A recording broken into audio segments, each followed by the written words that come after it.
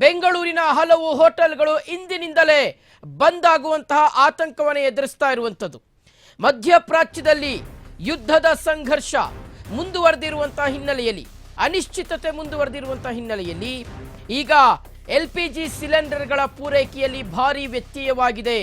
ಹೀಗಾಗಿಯೇ ಕಮರ್ಷಿಯಲ್ ಸಿಲಿಂಡರ್ಗಳ ಕೊರತೆ ಉಂಟಾಗಿರುವಂತಹ ಹಿನ್ನೆಲೆಯಲ್ಲಿ ಇವತ್ತು ಮಧ್ಯಾಹ್ನದ ನಂತರ ಬೆಂಗಳೂರಿನ ಬಹುತೇಕ ಹೋಟೆಲ್ಗಳು ಬಂದ್ ಆಗುತ್ತೆ ಅಂತ ಹೇಳಲಾಗ್ತಾ ಇರತಕ್ಕಂಥದ್ದು. ಸುಮಾರು 2,000 ಹೋಟೆಲ್ಗಳು ಬಂದ್ ಆಗುವಂತಹ, ತಮ್ಮ ವಹಿವಾಟನ್ನ ಸ್ಥಗಿತಗೊಳಿಸುವಂತಹ ಸಾಧ್ಯತೆ ಇದೆ. ಇವತ್ತು ಮುಖ್ಯಮಂತ್ರಿ ಸಿದ್ದರಾಮಯ್ಯನವರನ್ನ ಹೋಟೆಲ್ ಮಾಲೀಕರು ಭೇಟಿ ಮಾಡ್ತಾರೆ ಎನ್ನುವ ಮಾಹಿತಿ ಲಭ್ಯವಾಗ್ತಾ ಇದೆ.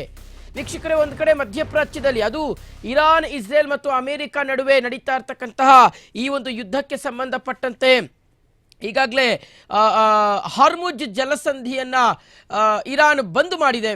ಹೀಗಾಗಿ ಆ ಒಂದು ಹಾರ್ಮುಜ್ ಜಲಸಂಧಿಯ ಮೂಲಕ ಜಗತ್ತಿನ ವಿವಿಧ ರಾಷ್ಟ್ರಗಳಿಗೆ ಪೂರೈಕೆ ಆಗ್ತಾ ಇದ್ದಂತಹ ಕಚ್ಚಾ ತೈಲ ಸಂಪೂರ್ಣವಾಗಿ ಬಂದಾಗಿರುವಂತಹ ಹಿನ್ನೆಲೆಯಲ್ಲಿ ಈಗ ಜಗತ್ತಿನ ಬಹುತೇಕ ಕಡೆಗಳಲ್ಲಿ ಪೆಟ್ರೋಲಿಯಂ ಮತ್ತು ಪೆಟ್ರೋಲಿಯಂ ಪ್ರಾಡಕ್ಟ್ಗಳ ಅಭಾವ ಸೃಷ್ಟಿಯಾಗ್ತಾ ಇದೆ.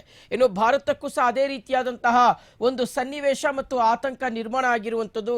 ಆದರೆ ಸ್ವತಃ ಕೇಂದ್ರ ಸರ್ಕಾರವೇ ಹೇಳಿಕೊಳ್ಳುವ ಹಾಗೆ ಇನ್ನು 50 ದಿನಗಳ ಕಾಲ ಯಾವುದೇ ರೀತಿಯಾದಂಥ ಸಮಸ್ಯೆ ಇಲ್ಲ ಅಂತ. ಆದರೆ ಅದು ಪೆಟ್ರೋಲ್ ವಿಚಾರಕ್ಕೆ, ಆದರೆ ಸಿಲಿಂಡರ್ಗಳ ವಿಚಾರಕ್ಕೆ ಸಂಬಂಧಪಟ್ಟಂತೆ ಆತಂಕ ಸಹಜವಾಗಿಯೇ ಇದೆ.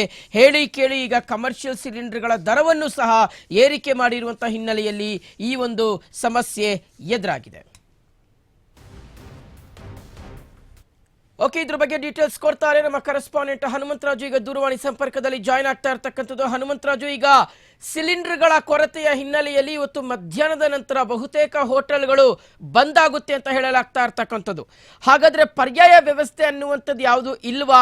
ನಿಜಕ್ಕೂ ಸಹ ಹೋಟೆಲ್ಗಳು ಬಂದಾದ್ರೆ ಯಾವ ರೀತಿಯಾದಂಥ ಸಮಸ್ಯೆ ಬೆಂಗಳೂರಿನಲ್ಲಿ ಎದುರಾಗಬಹುದು? ಇದಕ್ಕೆ ಸಂಬಂಧಪಟ್ಟಂತೆ ಡೀಟೇಲ್ಸ್ ಕೊಡೋದಾದ್ರೆ ಹನುಮಂತರಾಜು. ಶಿವಶಂಕರ್, ಅಮೆರಿಕ, ಇರಾನ್ ಮತ್ತೆ ಇಸ್ರೇಲ್ ಯುದ್ಧದ ಪರಿಣಾಮವಾಗಿ LPG ಸಿಲಿಂಡರ್ಗಳ ಕೊರತೆ ಬೆಂಗಳೂರಲ್ಲಿ ಸಾಕಷ್ಟು ಸಮಸ್ಯೆ ಎದುರಾಗಿದೆ.